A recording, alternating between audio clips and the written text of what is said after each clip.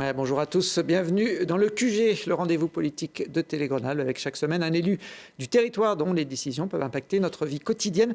Aujourd'hui, j'ai le plaisir de recevoir Frédérique Puissat. Bonjour. Bonjour. Bienvenue, vous êtes sénatrice de l'Isère depuis 2017. Vous êtes également conseillère départementale sur le canton Matésine-Trièves, qui est un peu votre fief. Vous avez été maire longtemps de la petite commune de Château-Bernard, qui hébergeait à l'époque une station de ski. On y reviendra peut-être au cours de cette émission. Vous êtes aussi membre des Républicains, un parti qui se cherche un chef depuis la rupture avec son président Éric Ciotti suite à son soutien au Rassemblement national pendant les législatives de 2024. Comment vous avez vécu cette période compliquée pour les LR ? On a très très mal vécu ça. Nous, on était au Sénat au moment où tout ça se passait. On attendait, nous avons tous les mardis une réunion de groupe à 10h30. C'était donc un mardi que Éric Ciotti a été invité sur le plateau de 13h. Et on s'attendait à une déclaration de ce type-là. Donc nous, on n'avait qu'un seul objectif, c'était de garder le groupe Les Républicains au Sénat, j'allais dire, en coalition, de façon à ce que, y compris au sein de la Chambre haute, à savoir du Sénat, que le groupe n'explose pas, parce que tout aurait pu être très rapidement emporté. C'est une décision qui n'a engagé que lui, qui a été prise sans l'avis de personne et qui, j'allais dire, traduit ce qu'était finalement Éric Ciotti, c'est-à-dire quelqu'un qui n'a joué que sa carte personnelle et qui a trahi finalement le parti et les valeurs qu'il portait. Ça a abîmé l'image du parti, des LR Je pense qu'on s'en est bien sorti. En tout cas, on verra ça, puisqu'on a quand même vu, d'une part, qu'on a eu quand même un certain nombre d'élections depuis j'allais dire, cette rupture, qui nous ont plutôt été profitables. Mais je ne pense pas que c'est issu de tout ça. C'est parce qu'on a réussi effectivement à prendre la lumière, y compris parce qu'on est rentré au gouvernement. Et je crois que, y compris sur une élection législative dans l'Isère, où Nathalie Béranger a fait un très bon score, en dépassant tous les scores qu'elle avait pu faire préalablement, je pense que le parti finalement s'en est bien sorti après un moment qui aurait pu lui être fatal, effectivement. Vous êtes impliqué dans les instances nationales de LR ? Alors, je suis impliquée dans les instances nationales, mais je suis surtout vice-présidente du groupe Les Républicains au Sénat. J'étais la première vice-présidente de Bruno Retailleau et je suis maintenant la première vice-présidente de Mathieu Darnaud, qui est le nouveau président de notre groupe au Sénat. Bon. Et vous êtes aussi dans l'organigramme des VP de LR au niveau national. Voilà la page Internet. Il y a une nouvelle page à écrire, en tout cas pour les Républicains, avec l'élection en mai d'un nouveau président. Il y a deux candidats en lice, Laurent Wauquiez, qui a dirigé le parti de 2017 à 2019, et puis Bruno Retailleau, qui avait été candidat malheureux contre Éric Ciotti en 2022. Est-ce que vous avez déjà fait votre choix ? Oui, j'ai fait mon choix, mais vous savez, pour nous en Auvergne-Rhône-Alpes, c'est un choix qui est cornélien, parce que on aime notre ancien président de la région Auvergne-Rhône-Alpes, Laurent Wauquiez, qui a beaucoup fait pour la région Auvergne-Rhône-Alpes, et je ne cesse de le citer dans toutes les réunions qu'on peut faire sur le terrain.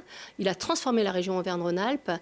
C'est un homme politique qui est un homme d'État, qui a effectivement de nombreuses qualités.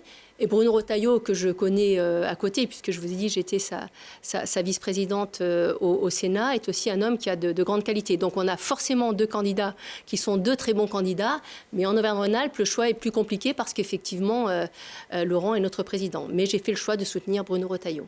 Si on se fie aux parrainages qui ont été déposés pour poser ces candidatures, le match semble plié. Bruno Retailleau a présenté une liste de 2235 parrainages d'adhérents, 92 parlementaires. De l'autre côté, on a Laurent Wauquiez avec 997 parrainages et seulement 44 parlementaires. Vous n'avez pas l'air d'être aussi sûr que moi que l'élection va tourner en faveur de Bruno Retailleau ? Non, je pense que l'élection est très ouverte. Elle est au mois de mai. Le 17 avril, on fera le top du nombre de personnes qui pourront voter pour cette élection qui a lieu au mois de mai. Ce sont les adhérents. Ce sont les adhérents qui votent et ce ne sont pas que les parlementaires. Alors, il est clair que Bruno Retailleau a de nombreux parlementaires avec lui. Il a présidé notre groupe pendant de nombreuses années. Laurent Wauquiez vient d'être élu président du groupe LR à l'Assemblée nationale, donc il a moins, entre guillemets, d'antériorité dans le poste, donc c'est normal qu'il ait moins de sympathisants et de soutien de la part des parlementaires. Mais ce sont les militants qui votent.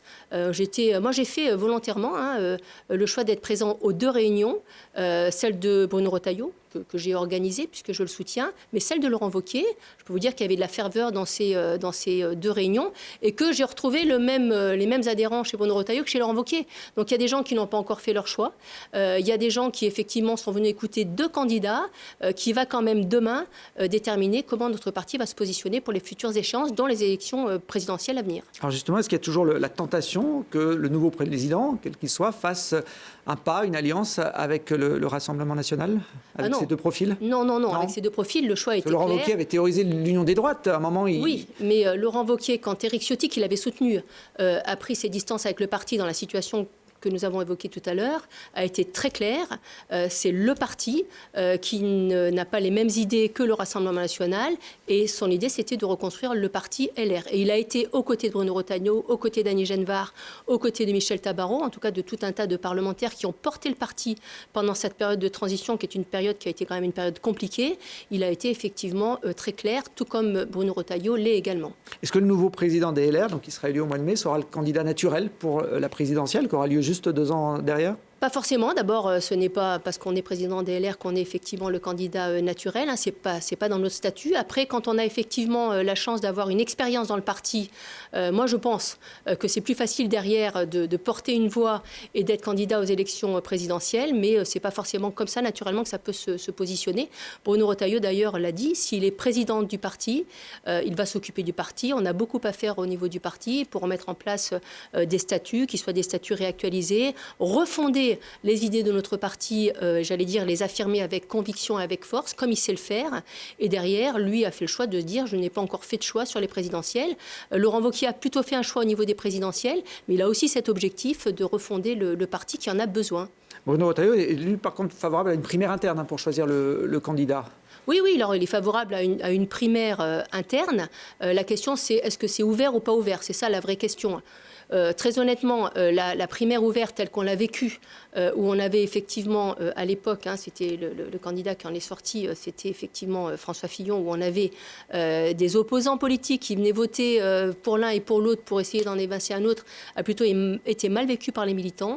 Donc là, le choix n'est pas encore tranché d'un côté ou de l'autre. Franchement, ce n'est pas le vrai débat du parti. Enfin, en tout cas, je le vois comme ça. Le vrai débat du parti, c'est comment on remet notre parti en ordre de marche, comment on réaffirme nos idées et comment on réussit à les faire entendre et à les incarner. Bon, mais la présidentielle reste une vitrine importante pour tous les partis politiques. Je vous rappelle, vous le savez, que LR a fait moins de 5% en 2022. Absolument. Est-ce que pour la droite, de manière plus globale, il ne faut pas aller élargir les candidats potentiels? Il y a Dominique de Villepin qui est aujourd'hui la personnalité préférée des Français. Ça peut être surprenant, parce qu'il n'est plus vraiment dans le jeu politique, mais voilà, les sondages donnent l'ancien Premier ministre avec plus de 54%, devant Édouard Philippe, qui est notre personnalité de droite, issue des Républicains.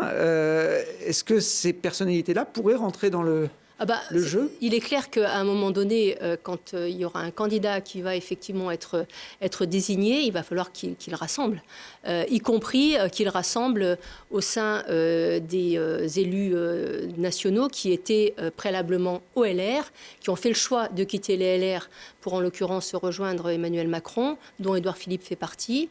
Alors Dominique de Villepin n'a pas franchi ce pas-là, mais c'est clair qu'on aura besoin de rassembler ces électeurs-là, c'est certain. On ne fera pas une élection que sur notre nom et que sur notre parti politique. Plus personne ne fait ça d'ailleurs, plus personne. Bon, on ne sait pas encore qui sera ou qui seront les candidats à droite. Ou les candidates. Ou les candidates, effectivement, puisque c'était Valérie Pécresse qui avait réussi à prendre le poste de candidate pour les Républicains en 2022. On sait en tout cas depuis cette semaine qu'il n'y aura pas une candidate qui était donnée comme la favorite de cette élection présidentielle. C'est Marine Le Pen, qui a été condamnée dans le procès des assistants parlementaires européens. Plus de 4 millions d'euros d'argent public détournés sur une dizaine d'années pour financer le Front National. Les juges ont estimé que Marine Le Pen était au cœur de ce système depuis 2009. Elle a été condamnée à 4 ans de prison, dont 2 fermes, et 5 ans d'inéligibilité avec exécution provisoire. Provisoire, ça veut dire immédiate, ce qui veut dire que même en cas d'appel, elle ne pourra pas se présenter à la présidentielle 2027. On la voit avec le sourire sur ces images. Ce sont évidemment des images d'archives lors de sa visite sur un marché de la Tour du Pin il y a quelques années. Qu'est-ce que vous pensez de ce jugement Alors c'est un coup de tonnerre quand même, c'est un coup de tonnerre dans le paysage politique au niveau national, voire même au niveau international, puisqu'effectivement il y a des réactions de tous les pays. Ce qui est certain, c'est qu'en France, la justice est indépendante. Elle juge sur des faits. et elle a considéré que Marine Le Pen était coupable. Déjà, il ne faut pas qu'on l'évacue au-delà de la peine qui a été infligée. Donc elle est coupable d'avoir détourné des fonds et des fonds publics. Donc ceci a engendré une condamnation. La vraie question, c'est qu'effectivement cette condamnation porte 2 événements majeurs. Le bracelet électronique, visiblement, qui lui sera apposé. Je trouve que c'est compliqué, voire même très humiliant pour une femme politique, tout comme ça l'est pour Nicolas Sarkozy. J'avoue que moi, ce sont des choses qui me surprennent, qui m'interrogent sur les peines qui sont infligées et sur effectivement la symbolique de cette peine. Et ensuite, le deuxième aspect qui est le plus important pour Marine Le Pen, c'est qu'elle ne pourra pas effectivement être candidate aux élections présidentielles à venir. Alors, il y a deux aspects possibles. La première, c'est comment les électeurs du Front National vont-ils réagir? Est-ce qu'ils vont porter leur voix sur Jordan Bardella, qui sera peut-être le candidat naturel, on le saura bientôt, sur les élections présidentielles? Ou est-ce qu'effectivement, ils vont se reporter sur d'autres candidats, considérant que le RN est incarné par la famille Le Pen, d'abord le père et ensuite la fille? Donc ça, on verra effectivement comment les choses vont se passer. En tout cas, ce qui est certain, c'est que ça les prive d'un candidat. C'est une frustration. Et en politique, la frustration n'est jamais, j'allais dire, bonne conseillère. Donc c'est un sujet qui forcément interroge tous les politiques, y compris les politiques de notre famille politique. Et Éric Ciotti, qui est plus dans votre famille politique, a réagi à cette condamnation en se demandant si la France était encore une démocratie. Est-ce que c'est une décision antidémocratique, ce jugement? Éric Ciotti fait toujours dans la dentelle quand il parle. Enfin, franchement, est-ce que la France est une démocratie? Oui, la France est une démocratie parce que la justice est libre, parce que les médias sont libres. C'est ce qui fait effectivement que c'est une démocratie. Et je le rappelle quand même, Marine Le Pen a été condamnée. Ne l'oublions pas, ça veut dire qu'elle a détourné des fonds publics à destination de son parti politique qui a servi son père et qui l'a servi. Donc je suis désolée, mais c'est ça qu'il ne faut pas qu'on évacue dans cette condamnation. Et c'est ce que je rappellerai moi régulièrement à des électeurs du Rassemblement national. Donc on est toujours effectivement dans la vie politique, il y a des sentences qui tombent avec des juges qui appliquent un certain nombre de peines. Donc ils ont la possibilité de les appliquer parce que le code leur permet de les appliquer. Voilà, ils ont fait ce choix-là et très honnêtement, moi je n'ai pas à ce date à remettre en cause l'intégrité des juges qui ont jugé et Marine Le Pen et Nicolas Sarkozy. Ce que je constate quand même, c'est qu'un bracelet électronique ou une condamnation de prison ferme, parce que c'est ce qui peut arriver aussi à Nicolas Sarkozy, m'interroge sur la proportionnalité de la peine rapportée aux faits qui ont été commis. Et je rappelle que Nicolas Sarkozy, qui est sous bracelet électronique en ce moment, lors d'une précédente condamnation, risque 7 ans de prison pour corruption passive, financement illégal de campagne électorale, recel de détournement de fonds publics et association de malfaiteurs dans le dossier libyen. Alors 7 ans de prison, on ne peut plus faire de bracelet électronique, on va réellement en détention. On verra si les juges suivent les réquisitions sévères contre l'ancien président de la République. Est-ce que c'est normal que les politiques soient jugés comme les autres, soient des justiciables comme les autres?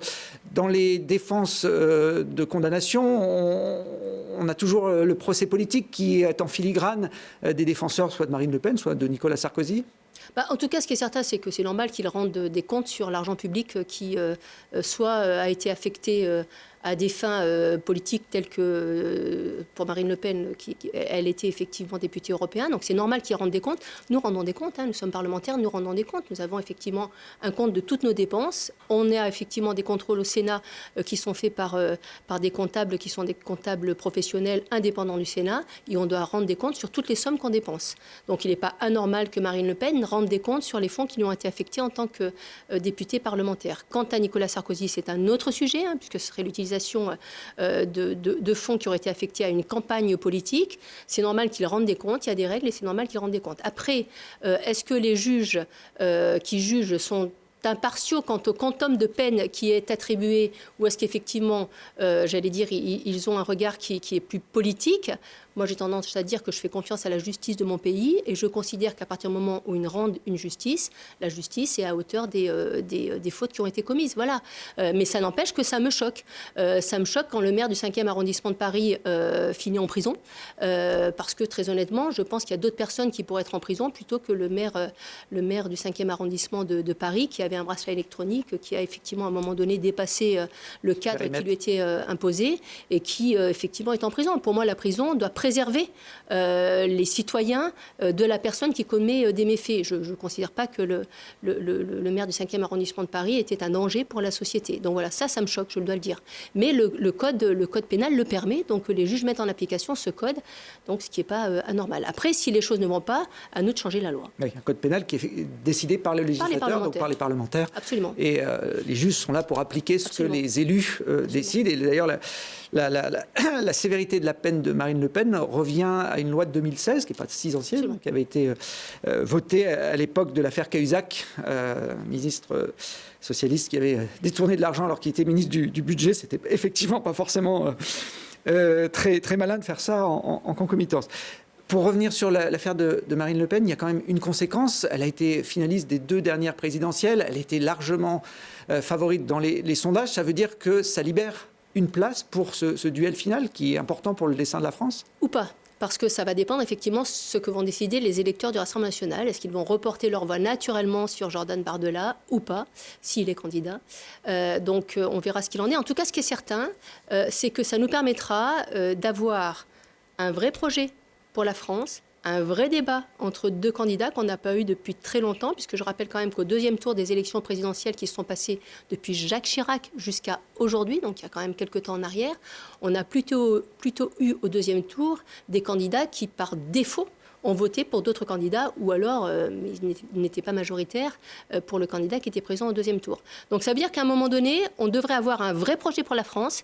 Et croyez-moi, quand je vis le Parlement tel qu'on le vit aujourd'hui, avec une Assemblée nationale qui est compartimentée en 3 parties et une incapacité à se positionner sur un certain nombre de débats d'idées, je pense qu'on aura effectivement fait un grand pas pour la France si on a un programme qui est un programme fort, sérieux et qui nous permet de nous projeter au niveau de l'Europe, au niveau international et pour les Français. Bon, alors voilà pour cette affaire dont on va encore parler dans les mois qui viennent, puisque la présidentielle, c'est en 2027. On peut avoir eu des démêlés avec la justice et rebondir en politique. À Grenoble, les Républicains ont choisi il y a quelques jours leur chef de file pour les municipales. C'est Alain Carignon qui mènera la campagne à droite dans la capitale des Alpes. Il était redevenu incontournable. C'est le bon profil pour ces municipales qui se profilent l'an prochain ? Alors, les candidats pour les élections municipales ne sont pas encore... non, c'est les chefs de file, on va dire. Voilà, c'est les chefs de file. Ils ne sont pas encore... le parti, d'ailleurs, on n'a pas encore de président de parti. Hein. Donc, les partis n'a pas encore désigné quels seront les candidats, notamment pour les villes de plus de 100 000 habitants, puisque tout ça se décide au niveau national, hein, je le rappelle, pour notre parti politique. Ce qui est certain, c'est qu'Alain Carignon a fait un travail remarquable sur Grenoble. Alors, quand il était maire, c'est certain. J'en atteste parce que je dis souvent, moi, je suis nostalgique du Grenoble que j'aimais quand Alain Carignon en avait été le maire. Et quand je vois comment est devenu Grenoble aujourd'hui, j'avoue que ça me désole.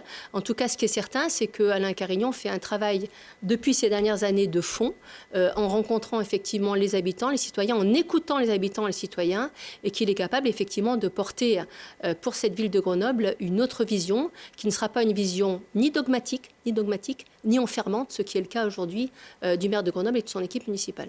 Ce que nous regrettons âprement. On avait quelques images d'Alain Carignon pendant que vous parliez. Je dis ça pour la régie parce que visiblement ma tablette ne fonctionne pas. On peut les envoyer. Vous disiez le choix n'a pas été encore défini. Qui ça pourrait être d'autre à Grenoble ? On entend parler de Yannick Neuder, hein, qui est l'actuel ministre de la Santé. C'est une rumeur ou ça pourrait être une piste intéressante ? Oui, on en entend parler. En tout cas, moi qui connais bien et l'un et l'autre, qui connais très bien et l'un et l'autre, je n'ai pas entendu Yannick Neuder sur ce sujet-là. Quoi qu'il en soit, ils se connaissent très bien tous les deux. Ce sont des hommes intelligents qui seront capables, le moment venu, de discuter et de voir qui est le meilleur candidat pour partir à Grenoble et comment faire en sorte qu'il y ait une synergie pour gagner ces élections municipales qui seront des élections qui seront très compliquées. Je le dis souvent, hein, Grenoble, c'est genrisé, c'est-à-dire que l'électorat d'Éric Piolle a pris une place très importante dans la ville de Grenoble aujourd'hui, puisque un certain nombre de personnes y ont été chassées, hein, je le dis comme je le pense, hein, y compris des propriétaires qui ont une taxe foncière qui est quand même pharaonique avec une augmentation qui est conséquente. Et tout ça fait qu'à un moment donné, on a besoin d'aller capter un électorat qui est bien plus large que le seul électorat, les Républicains, qu'on pouvait avoir autrefois, et qui était l'électorat d'Alain Carignon, qui a besoin d'élargir effectivement son champ. On en a tous besoin, mais particulièrement sur Grenoble. Yannick Noder, qui est pour l'instant ministre de la Santé, il est pas mal occupé avec ce nouveau poste. Comment vous jugez d'ailleurs ces premiers mois de ministre? Vous le connaissez bien, c'est un élu du territoire, Yannick Noder. Je ne vais pas être très objectif parce que j'aime beaucoup Yannick Noder, mais je juge très franchement. Je pense que Yannick peut réussir. Je pense que Yannick peut réussir. Je dis peut réussir. J'ai pas de doute sur ses capacités, j'ai pas de doute sur ses connaissances, j'ai pas de doute sur son énergie. Et je connais son passé politique et le travail qu'il a pu faire, notamment dans sa circonscription. Mais la vraie difficulté du gouvernement actuel, c'est la temporalité. Combien de temps vont pouvoir rester les ministres pour pouvoir mettre en œuvre une politique? Et c'est là où je dis, Yannick peut réussir dans le temps qui lui est imparti. Il a en tout cas un calendrier très précis et il peut notamment réussir sur les déserts médicaux, qui sont un vrai sujet pour le ministre de la Santé, mais y compris, on voyait des images de sa venue à Voiron à l'hôpital, y compris pour les urgences, où on a un vrai sujet. Il peut réussir parce qu'il a décidé de mettre en place, et parce qu'il connaît bien le sujet, une stratégie de guerrier qui peut très rapidement nous permettre d'avoir des médecins sur l'intégralité de nos territoires, notamment les territoires qui en ont besoin, au niveau national, y compris au niveau des DOM-TOM, et en particulier dans les airs. Et il peut aussi réussir sur les urgences, sur un temps qui est très court. Mais franchement, il a une stratégie militaire sur laquelle, à la fois, il va passer par le Parlement, à la fois, il va passer sous forme de décret à des décisions qui sont importantes. Et j'ai beaucoup d'espoir en Yannick, notamment sur les déserts médicaux. C'est le 4e ministre de la Santé en un peu plus d'un an. Oui, mais je vais vous dire une chose. Il est intervenu à la Commission sociale du Sénat pour parler notamment des déserts médicaux. Tous mes collègues, alors, de ma famille politique, qui peuvent être considérés comme non objectifs vis-à-vis de Yannick, puisqu'il est de notre famille politique. Mais les spécialistes, sénateurs de la santé, tout comme l'opposition, se sont dit qu'il y avait très longtemps qu'ils n'avaient pas entendu un ministre évoquer avec autant de précision, autant de dynamisme et avec, j'allais dire, une temporalité très précise, très arrêtée, il y avait très longtemps qu'il n'avait pas entendu un ministre de cette qualité. Donc vous voyez, je le dis, je ne suis pas objective, j'aime beaucoup Yannick Noder, mais y compris des sénateurs, y compris de ceux qui ne sont pas de notre famille politique, ont vraiment été très surpris de la qualité des propos et des perspectives développées par Yannick, notamment sur les déserts médicaux. Ouais. Aura-t-il le temps d'aller au bout de sa politique? C'est l'enjeu. Vous lui donnez combien de temps au gouvernement Bayrou, Frédérique Puissat?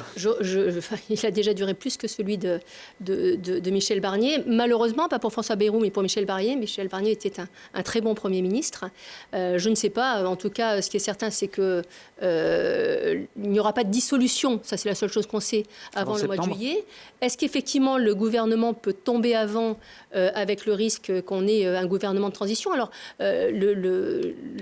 j'allais dire, la décision qui est tombée pour Marine Le Pen peut aussi amener les groupes politiques à revoir leur stratégie et leur position et avoir peut-être des positions qui soient différentes de celles qu'on a pu connaître jusqu'à maintenant au niveau de l'Assemblée nationale. Mais très, très franchement, heureusement que le Sénat est là. Heureusement que le Sénat est là. Enfin, je le dis, si le Sénat n'avait pas été là, nous n'aurions pas eu de projet de loi de finances ni de projet de loi de finances de la sécurité sociale. Heureusement que le Sénat est là pour assurer une continuité et pouvoir développer un certain nombre de textes et faire avancer les choses dans l'intérêt des habitants du pays et des territoires. Parce qu'effectivement, l'Assemblée nationale est chaotique au-delà de l'ambiance qu'on peut voir et qui ne donne pas forcément de la politique une très belle image. Non, puis François Bayrou qui a fortement baissé aussi dans les sondages d'opinion. Il était à 23% ces derniers jours. C'est le plus faible score pour un Premier ministre ces dernières années. Ça peut jouer aussi, ça, dans la stabilité de son gouvernement? C'est sûr que moins on est fort, plus effectivement on peut être mis en difficulté au niveau de l'Assemblée nationale. Enfin, je rappelle quand même qu'il a des ministres qui sont des ministres de poids. J'ai parlé de Yannick Noder tout à l'heure, j'ai parlé de Bruno Retailleau tout à l'heure, on pourrait parler d'Aline Genevard. Bref, on a aussi des ministres qui sont de notre famille politique. Nous avons fait le choix, qui a été discuté d'ailleurs dans notre famille politique, de faire partie du gouvernement quand Michel Barnier a été élu Premier ministre et quand François Bayrou a succédé à Michel Barnier. Nous avons fait le choix de rester au gouvernement avec un seul objectif, agir, parce que pour nous, la mission du politique, c'est d'agir et de ne pas être dans l'incantation. Et je crois que du coup, même si François Bayrou est un peu en recul, il a quand même des ministres qui ont du poids, dont Bruno Retailleau et Yannick Noder. Alors justement, puisque vous parlez de Bruno Retailleau, on se rend compte quand on vient au pouvoir que les discours et les actes ont parfois du mal à entrer en résonance. Bruno Retailleau, qui est venu à Grenoble d'ailleurs il y a quelques semaines, c'est les images qu'on va voir, a eu un discours très ferme sur l'immigration avant d'être aux manettes. Et une fois ministre de l'Intérieur, il n'est pas capable de renvoyer chez eux des délinquants étrangers, algériens, pour le coup, que la justice française a rendu expulsables. Ça aussi, c'est un vrai problème pour les hommes politiques. Citez-moi un autre ministre de l'Intérieur ces dernières années qui a essayé et qui l'a médiatisé. Personne. Ça veut dire que quand le ministre de l'Intérieur fait le choix non seulement de dire « j'expulse, je communique et je vois jusqu'où ça va », il sait très bien, parce qu'il est en connaissance du sujet, il sait très bien qu'il peut avoir un certain nombre de difficultés. Mais il fait le choix à dessein de pointer ses difficultés. Il fait d'autant plus le choix de pointer ses difficultés qu'il a porté, quand il était effectivement sénateur et quand il était président du groupe LR au Sénat, il a pointé un certain nombre de ses difficultés, qu'il a souhaité y pallier au travers de textes de loi, que parfois tout ça n'a pas été retenu par les gouvernements qui ont précédé celui de Michel Barnier, mais en tout cas, il a fait le choix courageux de dire « je le fais ». Ça ne va pas jusqu'au bout, donc il faut qu'effectivement qu'on arrive à trouver solution par d'autres biais. Et très honnêtement, c'est le seul ministre de l'Intérieur qui le fait. Alors, on savait que ça pouvait ne pas aller jusqu'au bout. Après, derrière, il y a forcément une diplomatie qui rentre en ligne de compte, notamment avec l'Algérie, puisqu'on parlait des dossiers de ressortissants algériens quand Bruno Retailleau en parle. Ça engage d'autres aspects, notamment des aspects diplomatiques avec d'autres interlocuteurs, en l'occurrence le président de la République. Mais au moins, il est allé jusqu'au bout du blocage susceptible d'être mis en place. Et la question, c'est maintenant de savoir comment est-ce qu'on arrive à l'enrayer et à trouver solution. Est-ce qu'il faut donc plancher sur une nouvelle loi immigration ? Alors moi, je pense qu'on n'est pas allé au bout de la loi immigration. D'ailleurs, nous, on est en train d'y revenir petit bout par petit bout, puisque je rappelle qu'on avait voté au Sénat un certain nombre d'articles. Donc on avait réussi à trouver du consensus autour de ce texte de loi. Certains ont ou pas été retenus par nos collègues députés et sont ou pas dans la loi. Mais ce qui est certain, c'est que le Conseil constitutionnel en a retoqué quelques-uns de ces articles et que nous sommes en train de les représenter à travers des textes de loi. Donc on ne lâche pas sur ce sujet, qui est un sujet trop important pour qu'à un moment donné, j'allais dire, que ce soit le Conseil constitutionnel, que ce soit le Conseil d'État ou que ce soit même des majorités à trouver, tout ce qui nous permet de ne pas aller jusqu'au bout, on puisse y trouver solution au fur et à mesure de nos avancées, notamment sur des propositions de loi. Ça a été le cas la semaine dernière encore au Sénat sur les allocations pour effectivement les personnes en situation régulière en France, mais qui sont des personnes qui ne soient pas des Français, pour que les allocations ne soient pas données de façon automatique à ces personnes, puisqu'il faut effectivement aujourd'hui, en tout cas on l'espère, attendre, c'est ce qui est dans le texte de loi, 2 ans pour pouvoir en bénéficier. Le Sénat qui a adopté aussi la semaine dernière une proposition de loi pour durcir les restrictions du droit du sol à Mayotte. Absolument. Est-ce que vous êtes favorable à appliquer cette mesure à l'ensemble du territoire français ? En tout cas, le droit du sol n'est pas un droit constitutionnel. Le droit du sol, ça se discute et ça se discute avec les parlementaires. On l'a discuté sur Mayotte. Le texte de loi nous est arrivé de nos collègues députés. Nous l'avons repris. Nous allons avoir une commission mixte paritaire. Mayotte, j'allais dire, est le pont des risques qui peuvent nous arriver en France. Et on a de vraies difficultés sur le Mayotte. C'est pas doublé en plus par les problèmes notamment naturels qui ont eu lieu et qui ont effectivement ravagé l'île. Les cyclones. Voilà, les cyclones. Donc on peut se poser la question de ce qui se passera demain en France. En tout cas, on a les armes pour se dire, si on est en difficulté, on peut effectivement, au niveau de notre pays, en tout cas de la France et non pas des DOM et des TOM, de la métropole, on peut effectivement revoir à un moment donné le droit du sol. Moi, je ne m'interdis pas aucun débat sur ce sujet-là. Avec le risque que le Conseil constitutionnel retoque aussi ce type de proposition. Alors, sur le Conseil constitutionnel, on va voir ce que ça va donner, puisqu'effectivement, le texte de loi va arriver sur Mayotte, qui est un cas bien particulier. Puis après, on verra ce qui se passe au niveau de la métropole. Ce n'est pas l'ordre du jour, très franchement. Mais je pense qu'il ne faut s'interdire aucun débat. Parce que s'interdire des débats, c'est à un moment donné faire preuve de faiblesse, hein, je le dis comme je pense. Nous sommes en démocratie, nous avons la possibilité et la capacité de discuter de tous les sujets et le Parlement est là pour ça. Nous avons 2 chambres, l'Assemblée nationale et le Sénat. Ça nous permet de trouver des équilibres et de faire sortir des textes de loi. Donc nous nous interdisons aucun débat. Je le rappelle, le droit du sol n'est pas un droit constitutionnel. Alors justement, votre collègue sénateur de l'Isère, Michel Savin, a remis dans la discussion ces derniers jours le port du voile dans les pratiques sportives. Alors, les insignes religieux, on va dire, mais c'est vrai qu'il y a quand même dans le prisme de Michel Savin ces jeunes filles voilées qui pratiquent certains sports, parce que suivant les fédérations en France, la règle n'est pas la même. Il voudrait justement uniformiser cette réglementation du port des signes religieux dans la pratique sportive. C'est une bonne idée de relancer ce débat à ce moment-là? Michel Savin est un homme politique courageux. Il porte ce texte de loi. Je rappelle quand même que porter une proposition de loi de ce type-là, ça nécessite 1, du courage politique. 2, ça nécessite de bien connaître la matière. Et 3, de travailler. Parce que ce n'est pas un petit texte, hein, c'est un texte avec plusieurs articles, qui est né effectivement des rencontres qu'il a pu avoir avec le monde du sport. Il est très impliqué dans le monde du sport, hein, tout le monde le sait. Et le Sénat, par ailleurs, sur plusieurs rapports, avait pointé que l'entrisme communautarisme islamiste en particulier, était très présent encore dans le monde du sport et que rien n'était fait sur ce sujet. Donc laissez emparer de ce sujet, mais non pas que pour le voile, hein, pour tous les signes religieux.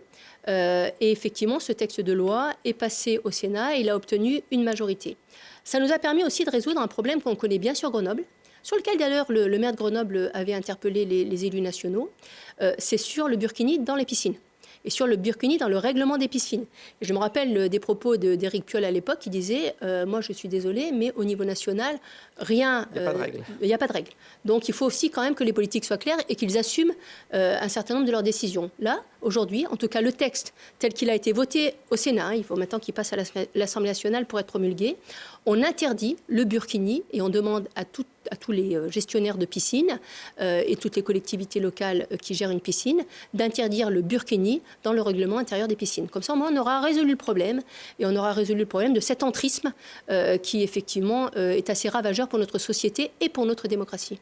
Alors, vous précisiez, c'est pas que le voile, c'est l'ensemble des signes religieux. L'ensemble des signes religieux. Est-ce que ça veut dire qu'on ne pourra plus se signer avant le début d'une compétition quand on est filmé aux Jeux Olympiques, des millions de téléspectateurs sont en train de regarder le signe de croix que font certains athlètes sera banni aussi? Oui, ça peut aussi vouloir dire ça, on est bien d'accord, hein, mais c'est pas ça qui pose le plus de problèmes. Hein. Je veux dire, quand on a un match de foot qui est suspendu parce qu'effectivement on est en période de Ramadan, ça pose quand même question. Quand on a effectivement des personnes qui font des prières dans les gymnases, dans les équipements publics, entre 2 manifestations sportives, ça pose un certain nombre de questions.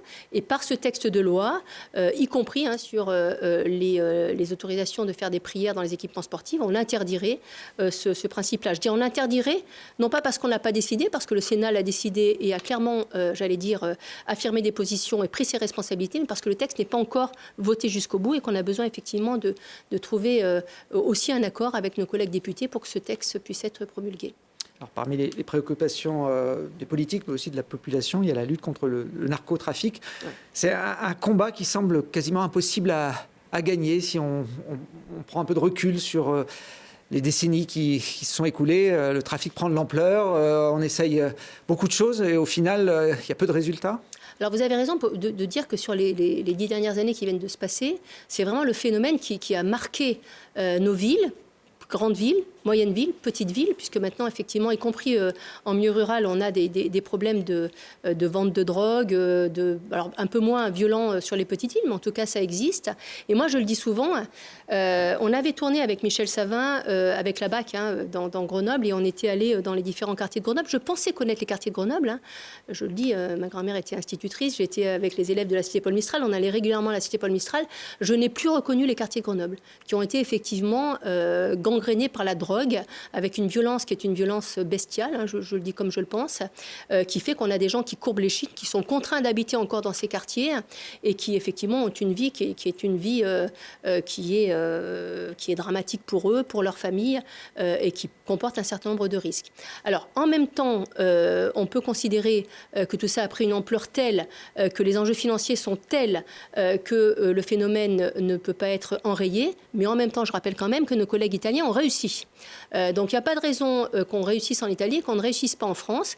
Et du reste, le texte de loi qui a été discuté au Sénat, qui a été voté à l'Assemblée nationale et qui va être effectivement, après une commission mixte paritaire, sans doute promulgué très rapidement, est issu d'une mission d'enquête qui a été portée par notre famille politique, les Républicains. À l'époque, Bruno Retailleau était encore président de notre groupe. Et on s'est beaucoup inspiré de ce qui s'était passé en Italie. Parce que si ça marche en Italie, il n'y a pas de raison que ça ne marche pas en France. Donc moi, je garde espoir qu'on puisse effectivement enrayer ce phénomène. Mais effectivement, ça englobe tous les pans de notre société, toutes les administrations de notre société, et ça nécessite qu'on soit en ordre de marche pour l'enrayer. Mais on en a besoin. Ça nécessite aussi que le Conseil constitutionnel ne retoque pas certains de ces articles, puisque là, le texte de loi était un peu édulcoré par rapport à la proposition des législateurs. S'il les retoque, croyez-moi, on y reviendra. Tout comme on est revenu sur le texte de loi immigration, on a été retoqué sur un certain nombre d'articles, on est revenu à travers des propositions de loi, et on réussira. Alors on réajustera parfois le quantum des peines, parfois la durée qui nous a été effectivement retoquée par le Conseil constitutionnel, parce que parfois c'est des ajustements qu'on a à faire, mais on y reviendra. Et sur le narcotrafic, on y reviendra. C'est trop important pour effectivement qu'on se laisse embarquer par tous les outils qui font que la France est un pays de liberté et que tous les textes doivent être en l'occurrence conformes à la Constitution, mais que parfois les Français ne comprennent pas qu'on vote des textes et que derrière le Conseil constitutionnel les retoque. Voilà, parce que c'est pas conforme à la Constitution, mais c'est pas conforme à la Constitution pas pour rien, pour un certain nombre de raisons, et on reposera des textes pour être en conformité avec la Constitution. Là, il y avait notamment la surveillance des échanges sur messagerie qui a été retoqué, alors qu'on a le droit d'écouter les conversations téléphoniques. Ça peut paraître surprenant de faire un distinguo entre les deux modes de communication. Est-ce que pour lutter de façon un peu plus efficace contre le narcotrafic, on ne doit pas s'attaquer surtout aux consommateurs, parce qu'on se rend compte que tant qu'il y aura des consommateurs, de toute façon, il y aura du trafic. Même si on met des trafiquants en prison, il y en aura d'autres. C'est un peu le sens du clip qu'on voit actuellement, qui a été diffusé il y a quelques semaines par le gouvernement pour un peu stigmatiser aussi ceux qui sont à la base, j'ai envie de dire, du trafic de drogue. Oui, bien sûr. Et du reste, c'est l'angle d'attaque, un des angles d'attaque du ministre de l'Intérieur, Bruno Retailleau. Et on le voit, je vous dis, quand on a tourné, nous, avec Michel Savin dans les quartiers, avec la BAC et avec la police sur Grenoble, et les quartiers de Grenoble, on voyait bien les personnes qui venaient acheter. Franchement, c'est les mêmes personnes qu'on aurait pu croiser devant les Galeries Lafayette au centre-ville, etc. Donc, c'est vrai que s'il y a un trafic, c'est qu'il y a un marché. S'il y a un marché, c'est parce qu'il y a effectivement des acheteurs et des revendeurs. Donc, il faut attaquer le phénomène par tous les bouts, y compris sur le consommateur. Donc, Bruno Retailleau a eu raison aussi d'avoir cette stratégie. C'est pas la seule, mais en tout cas, c'en est une. En Isère, on teste la suppression des aides sociales pour les familles qui seraient liées au trafic de drogue. Est-ce que ça, c'est une bonne solution, ou quand un trafic brasse des dizaines de milliers d'euros par jour, supprimer quelques centaines d'euros d'allocation, ça n'a pas vraiment d'impact? Alors, c'est pas tout à fait ça. C'est pas tout à fait la suppression des allocations. C'est le fait de réintégrer dans le revenu des personnes qui ont sollicité des allocations avec un montant de revenus, de réintégrer les fonds du narcotrafic. C'est-à-dire que si vous déclariez que vous ne gagnez que 500 euros par mois, on va vous réintégrer l'intégralité des sommes que vous avez gagnées via le narcotrafic. Pas facile à calculer. Si, mais parce qu'il y a des échanges d'informations entre, en l'occurrence, le procureur, la CNAF, la CAF, et la CPAM. Donc c'est tout à fait possible avec les échanges d'informations. Et du coup, on pénalise, on demande aux personnes de rembourser et on leur demande effectivement d'avoir des pénalités. Donc on est effectivement bien dans cette logique-là. C'est expérimental au niveau départemental, au niveau du département de l'Isère. Yannick Neuder est d'ailleurs venu l'évoquer il y a quelque temps en arrière. Et son idée, puisque moi je l'ai interrogé aux questions d'actualité au gouvernement, son idée c'est de le généraliser à l'échelon national. Et c'est une très bonne chose, parce que je pense que si on ne touche pas au portefeuille des narcotrafiquants, quels qu'ils soient, du plus haut de la pyramide jusqu'à celui qui est assis sur son siège et qui attend que les policiers arrivent pour siffler, pour que tout le monde puisse partir, aux consommateurs, également aux consommateurs, nous n'y arriverons pas. Donc le portefeuille est aussi effectivement un des éléments sur lesquels nous devons agir. Alors, le maire de Grenoble a aussi notre idée, c'est de légaliser la vente du cannabis pour casser ce trafic et de façon indirecte faire des ressources aussi supplémentaires pour l'État. On le voit avec le tabac ou ou l'alcool, qui sont fortement taxés et qui ont des apports non négligeables pour le fonctionnement de l'État. Est-ce que c'est une bonne idée de réfléchir à cette légalisation du cannabis? Vous savez, en politique, des fois, les Français se disent nous, on ne va pas voter parce qu'on a l'impression que les gens pensent tous la même chose. Vous voyez, là, précisément, on ne pense pas du tout la même chose que le maire de Grenoble. Alors, ce n'est pas que sur ce sujet-là, mais précisément, on ne pense pas du tout la même chose. Pourquoi? Parce que si demain, ce n'est pas le cannabis, ça sera une autre drogue. Enfin, je veux dire, les personnes qui sont dans le narcotrafic ont une ingéniosité. Parfois, je dis, Grenoble École Management a qu'à bien se tenir avec ces personnes-là. Parce qu'effectivement, ils ont une ingéniosité et si ce n'est pas ce produit-là, ça en sera un autre. Donc, on est effectivement sur un produit qui est néfaste pour la santé, qui est néfaste pour nos jeunes et on veut le généraliser et on veut effectivement faire en sorte qu'il soit légalisé. Enfin, franchement, on marche. Ça veut dire qu'on ne fait pas preuve de courage pour affronter les réalités. Nous faisons preuve de courage. Je ne dis pas que c'est facile, mais en tout cas, nous faisons preuve de courage pour affronter ces réalités. Est-ce que ça ne pourrait pas être une piste aussi pour développer une forme d'agriculture, de légaliser cette vente de cannabis? Il y a des exploitations dans le Trièves ou dans le Grésivaudan qui cultivent le chanvre. Ça, on l'envoie dans le Grésivaudan. Elle est à vocation thérapeutique pour faire le CBD qui est autorisé aujourd'hui par la loi. Mais vu l'ampleur du trafic de drogue, on pourrait se dire que des exploitations comme ça, elles pourraient se multiplier et créer une richesse économique pour le pays. Moi, j'invite toutes les personnes qui ont ce type d'idée d'aller voir les centres qui aujourd'hui recueillent des jeunes qui ont fumé du cannabis et qui ont le cerveau ravagé. Je les invite vraiment à le faire. Et on verra effectivement s'ils pensent toujours la même chose. Voilà. Alors, puisqu'on parle d'agriculture, la loi d'orientation pour la souveraineté alimentaire et le renouvellement des générations en agriculture a été promulguée le 24 mars. Est-ce que ça va apaiser la colère des agriculteurs, selon vous? Vous venez d'un territoire rural, là, où il y a beaucoup d'exploitations. Alors, la problématique agricole est complexe, technique, et selon les branches dans lesquelles on est, que l'on soit aviculteur, que l'on soit agriculteur de montagne, que l'on soit producteur de légumes, etc., on a des problématiques qui sont différentes. Ce texte répond à un certain nombre de difficultés. Là aussi, vous l'avez vu, il y a un certain nombre d'articles qui ont été retoqués par le Conseil constitutionnel. On les connaît, ces articles, parce que c'est souvent nous aussi qui les avons intégrés. Vous saviez à l'avance qu'ils allaient être retoqués? Non, on ne savait pas, mais en tout cas, on s'est dit qu'il y avait des fragilités.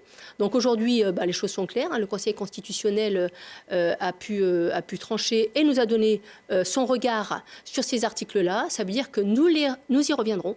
Nous les représenterons, soit sous forme de proposition de loi, soit sous forme d'amendement dans des textes de loi. Et je rappelle encore qu'il y a un autre texte de loi qui va arriver, qui était porté par notre collègue Laurent Duplon, qui est sénateur mais qui est également agriculteur, et qui viendra en complément de ce projet de loi qui a été promulgué. Mais en tout cas, on répond déjà partiellement à une attente des agriculteurs, pas totalement, mais partiellement. La proposition de loi viendra compléter ça. Et je vous le dis, on reviendra sur les articles qui ont été retoqués par le Conseil constitutionnel, parce qu'au Sénat, s'il y a bien une chose qui est certaine, c'est qu'on ne lâche jamais. Alors j'ai vu que vous vouliez aussi assouplir l'application de la loi ZAN, que vous aviez pourtant votée et qui a vocation à préserver. Alors quand je dis vous, c'est les Républicains. Elle avait fait l'unanimité 60 sur 62 à l'Assemblée nationale, notamment quand elle avait été mise en place. C'est pourtant une loi qui a vocation à préserver les terres agricoles. Donc là, ça peut paraître paradoxal de vouloir revenir sur un sujet comme celui-là. Nous n'avons pas voté de texte de loi ZAN. Nous avons voté un projet de loi, plus global, dont un des articles disait il faut préserver l'espace agricole et il faut tenter un maximum d'urbaniser, j'allais dire là où il y a déjà l'urbanisation, pour essayer de préserver les espaces et donner aux générations futures des espaces à construire dans plusieurs décennies ou plusieurs centaines de décennies. Tout le monde était d'accord là-dessus. Il n'y avait pas de difficulté. C'était la loi climat et résilience. Sauf que les modalités d'application de cet article étaient définies par décret. Et c'est là que les choses ont commencé à être compliquées. D'autant plus que ce décret, je le rappelle, c'est la première fois que c'est arrivé, a été attaqué au Conseil d'État par le président de l'Association des maires de France. Et croyez-moi, pour que le président de l'Association des maires de France attaque un décret venant du gouvernement, il faut vraiment que les choses aient été bien différentes du texte de loi et qu'on n'était pas, j'allais dire, en accord avec l'esprit du texte de loi. Et à partir de là, tout notre combat a consisté à dire nous sommes favorables à la préservation de l'espace, mais nous souhaitons effectivement que les terres agricoles soient préservées, mais selon effectivement la configuration des territoires, il faut que les maires puissent décider comment ils y parviennent et dans quel cadre ils y parviennent. Et vous imaginez bien que si l'on se trouve en Creuse, ou si l'on se trouve dans le département de l'Isère, que ce soit dans le Trièves, la Matésine, ou que ce soit dans la vallée du Grésivaudan, on n'a pas les mêmes problématiques. Et là, le texte de loi s'applique de façon, j'allais dire, verticale, unilatérale, à tous ces territoires-là qui ont quand même des configurations différentes. Donc nous, notre objectif a consisté à dire, et c'est l'objectif de ce texte de loi trace, chaque territoire aura sa propre convergence pour effectivement réussir à maîtriser les espaces agricoles et les espaces qui ne sont pas urbanisés, mais en fonction de la configuration de chacun des territoires, de façon à ce qu'on tienne compte de ce qui se passe sur les départements, voire même à l'échelle de chacune des intercommunalités et des communes. Bon, Laurent Wauquiez était parti en guerre contre la Loysanne dès l'année dernière. Bien sûr. Et il a eu raison. Il a eu raison parce que, j'allais dire, par rapport entre le décret et le texte de loi, le décret n'était pas dans l'esprit du texte de loi. Et ça a été effectivement confirmé au Conseil d'État. Est-ce qu'il a eu raison également de partir en guerre contre l'OFB, l'Office français de la biodiversité? Il veut supprimer cet organisme qui est là pour contrôler justement que les règles soient respectées dans le monde agricole. Il a eu raison de dire qu'il y avait des abus. Et alors, il a traduit de façon un peu radicale avec une suppression de l'OFB. En tout cas, ce qui est certain, c'est qu'il y a eu des abus. Et je pense que le fait qu'un certain nombre d'hommes et de femmes politiques qui ont eu le courage de les dénoncer, parce que ce n'est pas toujours simple, font qu'à un moment donné, l'OFB a revu un peu sa façon de travailler. Je vous dis ça parce qu'on a vu le directeur national de l'OFB au Sénat il y a à peu près 2 mois en arrière, et qu'il a lui-même fait état d'un certain nombre de dérives qu'il pouvait y avoir au sein de ces services. En tout cas, ce qui est certain, c'est qu'on a un vrai sujet avec les agences. C'est un sujet de gouvernance, il y a un sujet de place des agences et du coût des agences. Je rappelle qu'on sort quand même d'un budget où on s'est tous dit qu'il fallait qu'on fasse un certain nombre d'économies et que le Sénat a engagé une commission d'enquête pour effectivement voir combien d'agences existaient au niveau national, parce qu'on a du mal aussi à les répertorier. Quelles sont celles qui font doublon et comment est-ce qu'on se prépare effectivement à en supprimer certaines ou à en rationaliser un certain nombre de façon à ce qu'on puisse également affronter le PLF de 2026, le projet de loi de finances de 2026 sur lequel on aura des économies à faire. Et puis au-delà de ça, de savoir si elles sont efficientes et si elles rendent le service qu'on attend soit aux acteurs économiques de notre pays, soit aux collectivités. Et l'OFB est sur la sellette Je ne sais pas, toutes les agences vont être moi dans mon périmètre d'intervention. J'ai demandé à ce que l'ARS soit auditionnée. J'ai demandé à ce que France Compétences, qui gère l'apprentissage, soit auditionnée. France Travail, anciennement Pôle emploi, soit auditionnée, de façon à ce qu'on voit comment est-ce qu'on arrive à rationaliser ces agences. C'est important, c'est un débat financier qui est un rendez-vous des prochaines années. Alors, ce n'est pas en 2 temps. On a quand même des agents qui sont au sein de ces agences. Il y en a qui font bien leur travail. Et on a effectivement besoin de faire preuve de discernement et d'avoir un travail sérieux sur toutes les agences de notre pays. Alors, je ne sais pas si la ministre de l'Agriculture est favorable à la suppression de l'OFB, mais elle était en déplacement à Grenoble la semaine dernière. Un Grenoble qui accueillait le congrès de la FNSEA, le principal syndicat agricole en France. Vous étiez présent aux côtés de la ministre, non? Non, je votais le budget du département. Ah bah, c'est important aussi, le budget du département. Vous l'aviez interpellé, en tout cas, quelques jours avant, sur la grille d'indemnisation relative aux attaques de loups. C'est une question qui vous tient à cœur. Vous êtes, je le disais, sur un territoire rural, le Trièves, la Matésine, où le loup est présent depuis de nombreuses années, fait des dégâts aussi. Oui, alors ça me tient à cœur parce que je veux vraiment dire aux agriculteurs qu'on ne lâche pas. On ne lâche pas et on ne lâchera pas sur le problème du loup. Alors je le dis parce que parfois ils ont le sentiment que le combat est perdu. Je ne dis pas qu'on progresse beaucoup, mais en tout cas on progresse. On a fait déclasser le loup. Vous savez que la Convention de Berne a permis le déclassement du loup, qui était une espèce strictement protégée, qui est maintenant une espèce protégée. On attend la mise en application de ce déclassement, qui devrait arriver sous peu. On verra ce que ça va engendrer sur le territoire national. On attend aussi la modification de la directive Habitat, qui est issue de la Convention de Berne. C'est un peu technique, mais ça nous permettra effectivement de mieux maîtriser cette population de loups qui est énorme dans notre pays et à l'échelon européen également. Et par ailleurs, on a une grille, alors qui ne satisfait pas les agriculteurs, parce que les agriculteurs, ils préféreraient que les animaux restent en vie, mais en tout cas, on a une grille d'indemnisation. Et cette grille d'indemnisation, on doit la faire évoluer, parce qu'il y a un certain nombre de choses qui ne sont pas prises en compte. Notamment, j'intervenais j'intervenais moi de façon un peu spécifique, puisque j'avais un agriculteur sur le secteur de Roissard qui avait des brebis qui allaient effectivement mettre bas dans l'heure qui suivait, et ces brebis ont été indemnisées de la même façon que si elles n'avaient pas eu de petits dans l'heure qui suivait, alors que même que leur valeur était différente. Donc la ministre m'a effectivement indiqué que cette grille allait être évaluée. Donc moi je veux simplement faire passer un message aux agriculteurs. Nous ne lâchons pas sur le sujet du prédateur, et il y a toujours beaucoup d'élus qui sont à leur côté pour qu'on fasse avancer les choses. On progresse, peut-être pas à la vitesse qu'ils souhaiteraient et peut-être pas à la vitesse que nous souhaiterions, mais en tout cas, on ne lâche pas sur ce sujet-là. Alors, il n'y a pas que le monde agricole qui souffre en France en ce moment, et surtout dans notre département, il y a l'industrie chimique qui connaît une crise sans précédent avec les menaces de fermeture de l'usine Vancorex au Pont-de-Claix. Plus de 400 emplois sont concernés, avec des conséquences en cascade. On a vu l'usine Arkema à côté, à Jarry, qui a des difficultés, ou même Framatome, obligé d'actionner du chômage partiel faute de matières premières fournies par Vancorex. Alors, depuis septembre, on a assisté au défilé de nombreuses personnalités politiques de premier plan pour venir soutenir les salariés. Là, on voit Philippe Poutou, il y a également Fabien Roussel, le patron du Parti communiste, qui est venu en Isère. On a eu Manon Aubry, on a eu Jean-Luc Mélenchon. Et puis le dernier en date, c'était l'ancien président de la République, François Hollande, qui est venu il y a quelques jours. Aucun représentant de la droite, ni même de ministre, ça peut paraître étonnant. Ça a changé quoi qu'il soit venu? Ça a changé quoi qu'il soit venu? Franchement, c'est un drame pour le secteur de la chimie, c'est un drame pour notre territoire, c'est un drame pour le sud du département de l'Isère. Je dis ça parce que nous avons tous quelqu'un de notre famille qui a travaillé dans la chimie dans ce secteur-là. Moi, mon père y a travaillé toute sa vie. J'ai vécu avec Rhodia, avec Ron Poulenc, qui est devenu aujourd'hui Vancorex. J'ai vécu ma vie sociale au CE de cette entreprise qui a permis à tout un territoire, je le dis souvent, la chimie sur Jarry et sur Pont-de-Claix, c'est la mine du territoire de la Matésine. Quand on a une entreprise qui ferme, c'est dramatique. Ça nécessite à la fois une mobilisation des organisations syndicales et très franchement, elles se sont extrêmement bien mobilisées pour défendre les salariés. Donc on peut vraiment les remercier du travail qui a été fait. Et par ailleurs, le maire de Pont-de-Claix, il faut le dire, se bat. Maire de Pont-de-Claix qui est aussi président de la métropole, se bat et on est à ses côtés pour défendre effectivement une solution pour Pont-de-Claix. Qu'est-ce qu'on a fait nous ?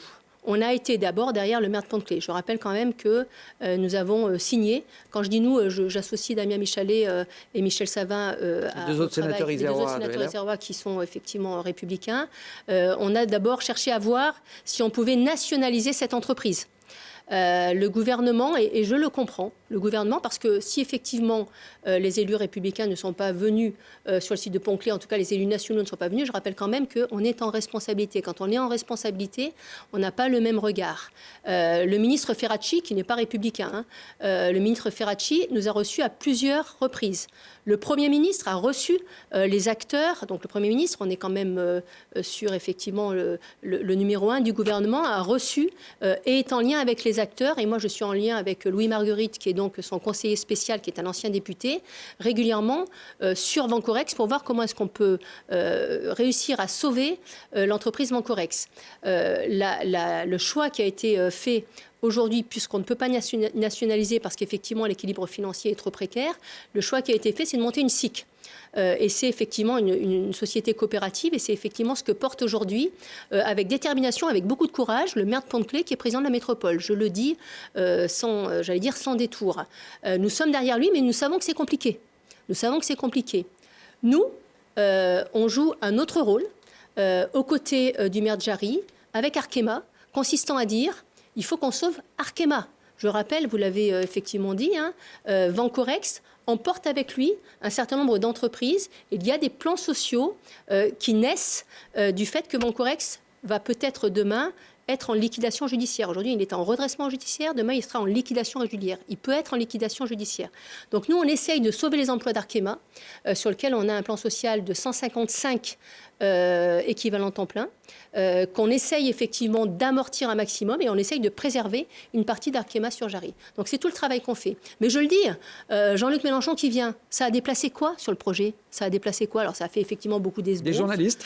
Voilà, des journalistes, mais ça n'a pas changé la situation situation économique ni de la chimie, ni de Vencorex, ni même la situation des futurs salariés de Vencorex qui malheureusement vont subir un licenciement économique et qui sont attachés à leur entreprise. Et je rappelle quand même que ceux qui défilent aujourd'hui sont parfois ceux qui étaient contre le développement de la chimie dans ce territoire. Donc il faut aussi avoir un peu de cohérence politique. Mais là, je pense très sincèrement aux salariés de Vencorex qui demain vont être dans la difficulté et qui étaient attachés à leur outil. Une chose qui est probable, c'est que des centaines de salariés de cette plateforme chimique vont perdre leur emploi dans les prochains mois. Depuis janvier, la loi pour le plein emploi est entrée en application. Alors, vous avez été rapporteuse de plusieurs projets de loi ces dernières années qui concernaient le travail et le pouvoir d'achat. Qu'est-ce que ça change, la mise en place de cette nouvelle loi ? D'abord, une gouvernance nouvelle, puisqu'effectivement, nous avons la mise en place de comités locaux qui sont donc en l'occurrence au plus près du monde économique et des demandeurs d'emploi, de façon à ce qu'on puisse mettre en cohérence les deux et qu'on puisse effectivement faciliter la sortie des personnes qui sont demandeurs d'emploi et répondre aux attentes des entreprises. Donc on a plusieurs comités locaux qui ont été mis en place dans le département de l'Isère. Si on parle du département de l'Isère, moi j'en préside un qui comprend, pour faire état de l'échelle, Loisan, la Matésine, le Trièves et le Vercors. Et il y a 5 comités à l'échelle du département. Donc l'idée c'est quand même d'être au plus près avec tous les partenaires du milieu économique et en proximité des demandeurs d'emploi. Et par ailleurs, ça fait rentrer à France Travail, qui était préalablement Pôle emploi, tous les allocataires du RSA, avec l'idée d'une sortie plus rapide de ces allocataires du RSA vers l'emploi, et en l'occurrence avec la mise en place de 15 heures d'activité obligatoire pour les allocataires du RSA depuis le 1er janvier 2025. Il y a une réforme aussi de l'assurance chômage. On touche un peu moins maintenant quand on est au chômage. Vous dénonciez au printemps dernier un État pickpocket qui faisait les poches de l'assurance chômage pour éponger ses dettes publiques. C'est toujours le cas ? Bien sûr, c'est toujours le cas et ça a fragilisé l'équilibre de l'UNEDIC qui finance l'assurance chômage, mais qui finance aussi France Travail. Donc on a effectivement un organisme paritaire géré par des organisations syndicales, des organisations patronales, l'UNEDIC, qui avait un équilibre et un excédent qui aurait permis un désendettement de l'UNEDIC et qui demain va être en fragilité puisque aujourd'hui on est en négatif alors qu'on devrait être en positif. Donc on devait effectivement avoir plus d'1,5 milliard d'euros et là on est à moins de 100 millions d'euros. Donc on fragilise le système puisqu'effectivement l'État s'est emparé sur 4 ans, moins 13 milliards d'euros sur 4 ans qui passent de l'UNEDIC au budget de l'État, avec effectivement, comme on le sait, malheureusement, un budget qui va plutôt venir dans le déficit de l'État, puisqu'aujourd'hui, on n'arrive pas à équilibrer au niveau national le PLF et le PLFSS. Donc finalement, on demande aux chômeurs de réduire un peu leurs indemnités pour compenser. En tout cas, ce qui est certain, c'est qu'on fragilise l'UNEDIC, qui devait se désendetter, et qu'effectivement, on a dû... Alors, c'est la conséquence. Moi, à un moment donné, qu'on revoie les droits des demandeurs d'emploi quand on n'est pas sur un principe de plein emploi, parce qu'effectivement, on n'est pas encore au plein emploi, mais qu'on demande effectivement aux allocataires de plus vite retourner en activité parce qu'on a des entreprises qui sollicitent de la main-d'œuvre et qu'il n'y a pas d'adéquation entre la main-d'œuvre et les demandeurs d'emploi, ça ne me choque pas. Absolument pas. Par contre, je le dis, c'est à l'UNEDIC de décider, c'est à l'UNEDIC, c'est aux partenaires sociaux, organisations syndicales et organisations patronales, de définir quelles sont les règles de l'assurance chômage. Depuis 2017, où le président Macron est en responsabilité avec les différents gouvernements, sauf celui de Michel Barnier, donc jusqu'à Michel Barnier, c'est le gouvernement qui a décidé des règles de l'assurance chômage. Aujourd'hui, ce sont les partenaires sociaux, parce que Michel Barnier a remis dans les mains des partenaires sociaux les règles de l'assurance chômage. Et c'est une très bonne chose. Mais il n'empêche que le plan était mis en application. Moi, j'avais déposé un amendement pour dire, à partir de 2026, où, ce transfert se fait de l'UNEDIC au budget de l'État, on arrête. Et j'ai été retoquée par le Conseil constitutionnel. Mais j'y reviendrai. Le message est passé.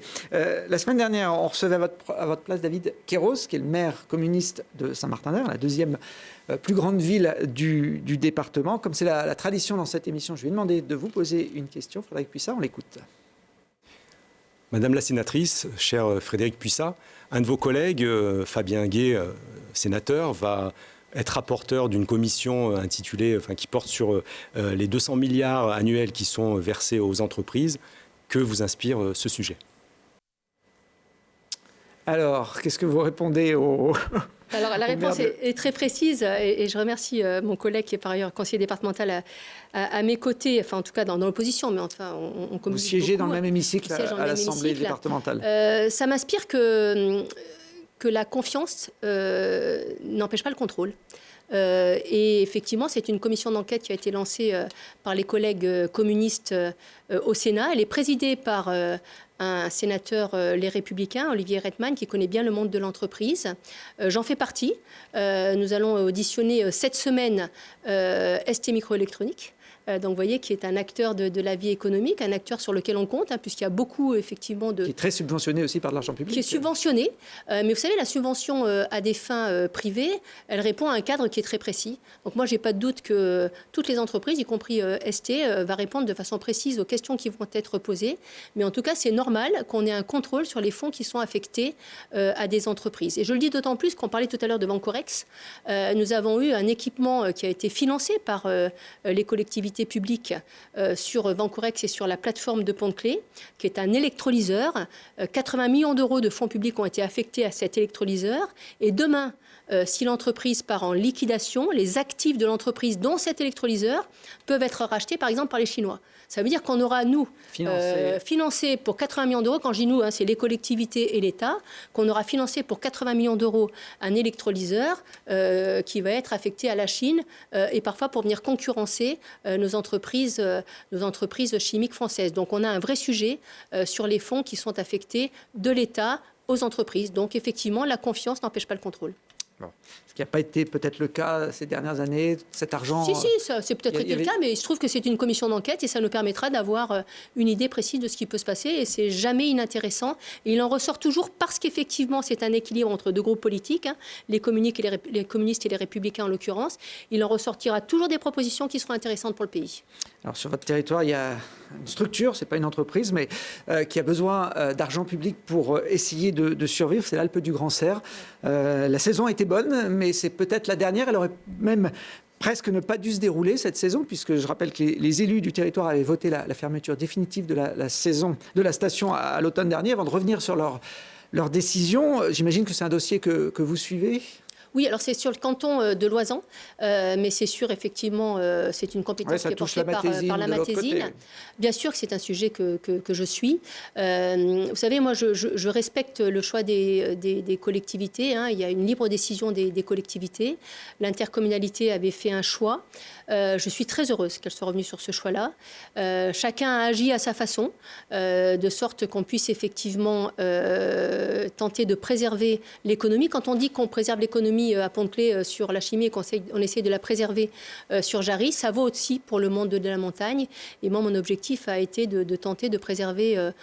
Combien d'emplois? 200, 100, 150, des emplois induits, peu importe. En tout cas, ce sont des emplois qui sont là aussi des professionnels qui sont attachés à la montagne, qui sont attachés à l'Alpe du Grand Serre. Et on a été un certain nombre d'élus à faire cause commune. On a eu beaucoup de chance parce que la saison d'hiver a été une très très bonne saison pour toutes les stations. Ça aurait pu être une saison sans neige. Et ça nous a permis non seulement d'avoir une bonne saison, mais ensuite, et c'est ce à quoi je trouve que c'est un très bon aboutissement, les élus de la Matésine ont fait le choix, en revenant peut-être un peu en arrière, mais c'est courageux de leur part de faire marche arrière, ont fait le choix, effectivement, d'ouvrir à une délégation de service public à une entreprise, quelle qu'elle soit, qui demain pourra porter l'Alpe du Grand Serre et pourra permettre effectivement de ne pas obérer le budget de l'intercommunalité, qui est quand même un budget très fragile. C'est une petite intercommunalité et on peut comprendre qu'une dépense de la sorte, voire même des déficits qui peuvent arriver demain, puisse fragiliser l'intercommunalité et poser question aux élus qui ont voté en leur âme et conscience, et je le respecte. Alors là, c'est les dépenses, on va dire, de fonctionnement, mais il y a aussi de l'investissement. Bien sûr, aussi. Faire vivre cette station, les remontées mécaniques sont presque obsolète pour certaines. Il y avait ce projet de grand porteur là, à plus de 20 millions d'euros pour transporter les skieurs là où il y a de la neige. C'est quelque chose sur lequel l'argent public doit venir moi, ça ne me choque absolument pas que l'argent public vienne sur ces projets-là. Mais en tout cas, ce qui est certain, c'est que la chance de l'Alpe du Grand Serre, c'est sa proximité avec les grandes stations de Loisan, les grandes stations internationales de Loisan, en l'occurrence l'Alpe d'Huez et les Deux Alpes, qui sont le moteur touristique hiver de notre département de l'Isère. Parce qu'effectivement, jusque-là, l'Alpe du Grand Serre est gérée par la SATA. On ne sait pas par qui elle sera gérée demain. Mais si la SATA devait être à nouveau gestionnaire de l'Alpe du Grand Serre, Cancer, franchement, c'est une chance inouïe parce qu'elle a 2 moteurs importants, 2 tracteurs importants, une complémentarité de sites à trouver. Et je trouve que c'est la vraie chance de l'Alpe du Grand Cerf.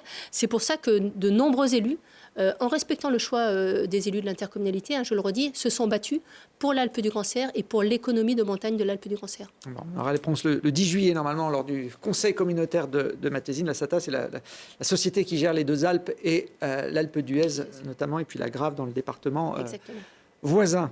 Dernière mission, Frédérique Puisat, c'est de poser une question à notre prochain invité. Ce sera Alexis Joly, député Rassemblement national de l'Isère. On aura beaucoup de choses à lui demander après l'information concernant Marine Le Pen, qui ne pourra donc pas se présenter aux prochaines présidentielles. Je vous laisse regarder la caméra en face de vous et lui poser la question que vous souhaitez. Monsieur le député, bonjour. Ma question est assez simple. Après la condamnation de Marine Le Pen cette semaine, quel est l'avenir de votre parti politique ? Eh bien, merci Frédérique Puisat d'avoir participé à ce QG politique. On posera la question à Alexis Joly dans la prochaine émission.